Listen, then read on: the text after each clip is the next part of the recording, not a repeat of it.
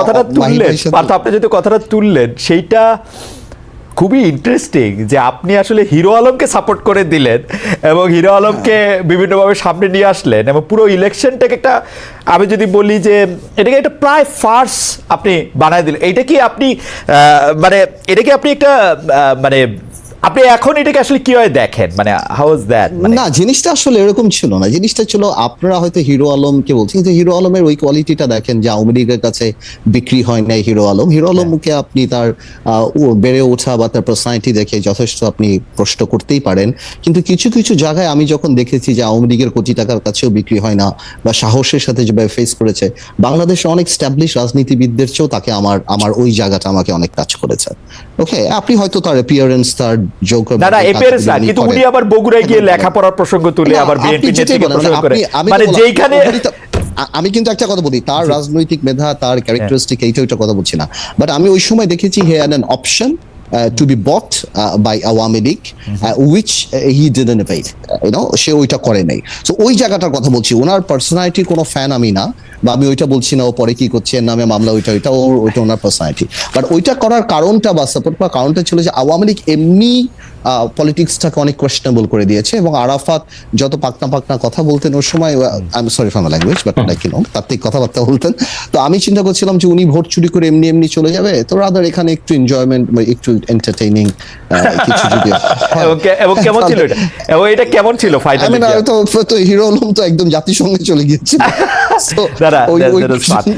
ওকে এই পর্যন্ত চলে গেছে। আমি মাহি ভাইকে দিয়ে একটা প্রশ্ন শুরু করতে চাই, যেটার উত্তর আসলে আমরা একটু পার্থের কাছেও একটু আশা করবো, এটা কমন প্রশ্ন আপনাদের দুজনের জন্য। সেটি হচ্ছে যে এরকম পাকিস্তান একটা ভালো উদাহরণ না, মানে পাকিস্তান তো অনেক রকম ঝামেলার মধ্যে দিয়ে গিয়েছে, সংবিধান হইতে দেরি হয়েছে, বহু সামরিক শাসন হচ্ছে, কিন্তু ইমরান খান কিন্তু মুসলিম লীগ আর পিপলস পার্টির প্রাধান্য খর্ব করে তেহরিকে ইনসাফকে পাকিস্তানে একটা বড় দল করতে পারছেন আর কি। এটাতে নিয়ে বাংলাদেশে আওয়ামী লীগ ও বিএনপির বাইরে বিকল্প কোনো দল রাজনৈতিকভাবে সেভাবে বড় হওয়ার একটা সম্ভাবনা কি আপনারা দেখেন? তবে এখানের মধ্যে একটু বইলা রাখা ভালো যে পাকিস্তানের ব্যাপারটা তো হচ্ছে যে ওরা জানি কেমনি করে বলে 3A মনে হয়, যে আলেম, আর্মি, আরেকটা জানি কে, যে ওরকম আর্মি, বিশেষ করে আর্মি যারা ব্যাক করে তারা একটা বড় দলের মধ্যে এটা আসলে পরিণত হয়। আপনারা এরকম কোনো কিছু দেখেন কিনা এই সরকারের মধ্যে এখন যারা আছেন? আমরা শুনতেছি নতুন দল হবে, সেটাও সেরকম দেখেন কিনা? মাহি ভাইকে আগে শুনি, তারপর আমরা পার্থকে শুনবো এই ব্যাপারে। জি, থ্যাংক ইউ। আমি পাকিস্তানের বিষয়টা আসছি, কিন্তু এর আগে পার্থ অনেকগুলো গুরুত্বপূর্ণ কথা বলছি, আমি 30 সেকেন্ডে শেষ করবো। একটা হচ্ছে কি, যে জিনিসটা বলেছে আপনি, যেটা পার্থ সম্পর্কে যেটা বললেন, যে অনেকে বলে যে ফার্স্ট ফ্যামিলির সাথে তার সম্পর্ক ছিল, আসলে কি খালেদ ভাই, আমি তো আজকে একটু it could be a little dangerous, because আমি ওই একেবারেই খোলা মন নিয়ে কথা বলছি তো আজকে, এবং খোলা মন নিয়ে বলবো, তবু আমি চেষ্টা করবো যে যতদূর পর্যন্ত পাবলিক ডোমেইনে বলা যায় সেগুলি আমি বলছি। কিন্তু সত্যি কথা বলতে, আজকের আপনার এই টক শোটা যদি আমার আর পার্থর মাঝে মাঝে রাত্রেবেলা কিন্তু অনেক গভীর রাত পর্যন্ত আলোচনা হয়, সেই আলোচনা যদি আপনি আপনার রেকর্ডে করতে পারতেন, তাহলে সেটা যে কি হতো আমি জানি না আসলে। হ্যাঁ, বিকজ সেখানে আমাদের সত্যিকারের সত্যানুসন্ধান, আমাদের মনের কথা, আমরা আসলে কি চাই সেগুলো জানে। পার্থ বারবার যে বলছে যে মাহি ভাই জানে, ইট ইজ কারেক্ট। আমি জানি পার্থকে, এটা কিন্তু সত্য যে পার্থর তার নিজের দিক থেকে বলেন, তার শ্বশুরবাড়ির দিক থেকে বলেন, এই ফ্যামিলির সাথে পরিচয় রয়েছে, এবং এই পরিচয়টা কিন্তু সে অস্বীকার করতে পারে না। তার এই পরিচয়ের ভিতর দিয়ে তাকে যে রাজনীতিটা করতে হয়েছে, তাকে কি ফেস করতে হয়, এটা কিন্তু মানুষ জানে না। It is people don't understand that. এটাকে ফেস করে কিন্তু পার্থ বারবার রাজনীতিটা করেছে, প্রতিবাদ করেছে, মুখর হয়েছে প্রতিবাদে, আবার তারপর তার পরিবার, তার ঘর, তার শ্বশুর বাড়ি সামালও দিতে হয়েছে। It is a challenging job. সমালোচনা না করে সত্যিকারের বাস্তবে দেখা, but at the same time let me say this, right? Partha যেমন বলছে মাহি ভাই জানে, আমি বলি আমার পার্থ ভাই অনেক কিছু জানে। হ্যাঁ, যে মাহি ভাইকে কেন 2018 সালে নির্বাচন করতে হয়েছে, আমি নিজের কথা বলেছি। হ্যাঁ, এবং কোন পরিস্থিতি আমাকে মোকাবেলা করতে হয়েছে, নির্বাচনের সাথে সাথে কিভাবে মাহি ভাই আওয়ামী লীগ সরকারের চাপের মধ্যে পড়েছে, কি আমার বিরুদ্ধে ষড়যন্ত্র করা হয়েছে। আমি এগুলো বলি না আজকে, বিকজ তাহলে বললে মনে হবে যে আমি নিজেকে বলার চেষ্টা করছি, আমার কোনো উপায় ছিল না। আমার অবশ্যই উপায় ছিল, আমার সাহসিকতা দেখা দরকার ছিল, সেটা বলেছি। এই জন্য আমি ভুল স্বীকার করেছি। এবং আপনি দেখেন, আপনি এভাবে দেখতেই পারেন যে সমস্ত দোষ গত 54 বছরের বাংলাদেশের রাজনীতির সমস্ত রাজনীতিবিদদের কারো কোনো দোষ নাই, সমস্ত দোষ শুধুমাত্র মাহিবী চৌধুরী। আর তো কেউ স্বীকার করে নাই, এভাবে আপনি দেখতেই পারেন বিষয়টাকে, যে আর যদি কেউ স্বীকার করে নাই তাদের ভুল স্বীকার করার কিছু ছিল না। যা ভুল রাজনীতিতে হয়েছে মাহিবী চৌধুরী হয়েছে, কিন্তু আল্লাহর রহমতে, আল্লাহ তাআলার রহমতে হাতে রক্তের দাগ। 30 সেকেন্ড, আল্লাহ তাআলার রহমতে মানুষকে আমার মনে হয় যে আমার বক্তব্য আপনার পক্ষে পরিষ্কার ভাই ভাই, মানে তেহরিকে ইনসাফের বিষয়টা না তেহরিকে ইনসাফ এখন আজকে এসে তেহরিক ইনসাফ এটি রাজনৈতিক ভিত্তির উপর দাঁড়িয়েছে, জনভিত্তির উপর দাঁড়িয়েছে। তেহরিক ইনসাফ প্রথমে যখন তারা রাষ্ট্র ক্ষমতা এসেছিল নির্বাচনের মাধ্যমে, তখন তাদের জনভিত্তির চাইতে সেনাবাহিনীর ভিত্তি অনেক বেশি ছিল। সেনাবাহিনীর ভিত্তির উপর দাঁড়িয়ে বাংলাদেশ এরকম হয়েছে, আমাদের এরশাদ সাহেবের দল তৈরি হয়েছে সেনাবাহিনীর ভিত্তির উপর। এই মুহূর্তে বাংলাদেশের, আমি যেটাকে আমরা প্রজন্ম কি বলে, জন আকাঙ্ক্ষা, বিপ্লব চেতনা এগুলি না বলে আমি বলি এখন একটা প্রজন্ম আকাঙ্ক্ষার জন্ম হয়েছে, এবং এই প্রজন্ম আকাঙ্ক্ষায় আমরা অনেকেই এই 24-এর গণ অভ্যুত্থানের প্রজন্ম আকাঙ্ক্ষার সাথে কানেক্ট করতে পারছি না, অনেকেই পাচ্ছি না, বড় বড় রাজনৈতিক দলগুলোও পাচ্ছি না, এবং এটা না পারার ফলাফল কিন্তু শুভ হবে না। এটাও কিন্তু আমার সাথে পার্থর অনেক আলোচনা হয়েছে। আজকে বিএনপি অনেক বড় রাজনৈতিক দল, এই অভ্যুত্থানের মাধ্যমে বিএনপির জন্য কিন্তু একটা বিশাল ইতিহাস সৃষ্টি করার সুযোগ সৃষ্টি হয়েছে। আর সেই ইতিহাস বিএনপি সৃষ্টি করবে কিনা, কানেক্ট করবে কিনা, বিএনপির রাজনীতি নির্ভর করবে। আজকে জামাতের সামনে একটি সুযোগ সৃষ্টি হয়েছে, জামাত তার সেই জায়গাটায় দাঁড়িয়ে আজকে নিজেকে ব্যাখ্যা করবে কিনা, 71-এর সাথে কানেক্ট করতে পারবে কিনা। অতএব আমি মনে করি এখানে আজকের বাংলাদেশের যেই বাস্তবতা, এই বাস্তবতায় যে প্রজন্ম আকাঙ্ক্ষা, এই প্রজন্ম আকাঙ্ক্ষার বাইরে যাওয়ার কোনো সুযোগ কারো নাই, সেনাবাহিনীরও নাই। অতএব এখানে প্রজন্ম আকাঙ্ক্ষার মাধ্যমে বাংলাদেশে যে পরিবর্তন আসার, সেই পরিবর্তন আর চলে আসছে। We are probably some of us in a denial.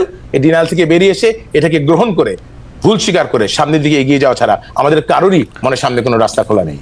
আমরা একটু জনাব আদালিব রহমান পার্থের কাছে শুনবো। জনাব আদালিব রহমান পার্থ, আপনি একটু বলবেন কিনা যে এই সময় আপনি এটা কিভাবে দেখেন, তেহরিক ইনসাফ, এবং আপনি পুরোটা জানেন সেটা। আমরা একটু মনে করে দিতে চাই যে চ্যানেল 24 আমাদের যে অনুষ্ঠানটা দেখাচ্ছিল, আমরা চ্যানেল 24-কে তাদের টপ অফ দ্য আওয়ার নিউজের জন্য তারা চলে যাবে, কিন্তু আমরা আরেকটু বেশি সময়, হয়তো 2-1 মিনিট বেশি সময় আপনাদের সঙ্গে থাকবো। আমি আগে সেই জন্য ঘোষণা দিয়ে রাখলাম চ্যানেল 24 সেটা যাওয়া। আমি জনাব আদালিব রহমান পার্থ, আপনাদের সঙ্গে কথা বলা, বিশেষ করে আপনার সঙ্গে কথা বলা তো সবসময় আমার জন্য খুবই আনন্দদায়ক। আপনার সাথে কিছু আনন্দ শেয়ারও করতে চাই। মাহি ভাইও এখানে আসেন, তো আনন্দ আরও একটু বাড়লো। জনাব ইউনিটি স্ট্রেংথ, উনি আমাদের একজন দর্শক, উনার নাম ইউনিটি স্ট্রেংথ। উনি আমাকে বলেছেন যে খালেদ, তুই আমার সামনে আসতে পারবি, তোকে আপ্যায়ন করতে চাই। ইন্টারেস্টিং। জনাব আদালিব রহমান পার্থ, আমরা একটু পাকিস্তানের তেহরিক ইনসাফ এবং এটি একটু শুনতে চাইছিলাম।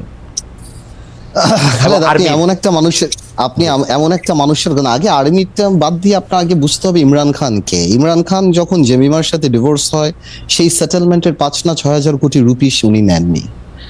আপনার the difference between Imran Khan and Tendulkar is, Tendulkar তার ফেমকে ইউজ করছে নুডলসের অ্যাডভার্টাইজমেন্ট করার জন্য, আর Imran Khan has realized it that this is for the betterment of the people. আল্লাহ তাআলা যে আপনাকে একটা ফেম দেয়, আপনাকে যে টাকা দেয়, আপনি টাকা দিয়ে মদের দোকানও করতে পারেন, মাদ্রাসাও করতে পারেন, স্কুলও করতে পারেন, ওষুধের ফ্যাক্টরিও করতে পারেন।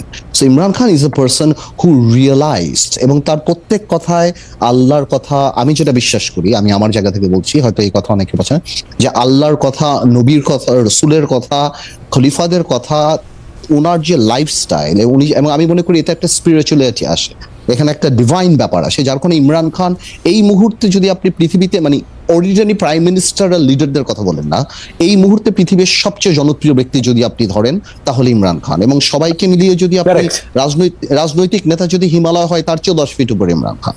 সো ইমরান খানের ব্যাপারটা পাকিস্তানের প্রাইম মিনিস্টার হোক আর না হোক, to some people সে জিন্নার চেয়ে উপরে উঠে গেছে। So the sacrifice he made, the fighting he did, and he's not very political. দেখেন, ওর কোনো সেকেন্ড ম্যানের নাম কিন্তু আপনি জানেন না। সো ইনস্টিটিউশন কিন্তু সে বানাতে পারে নাই। তেহরিক ইনসাফের চেয়ে বড় সে।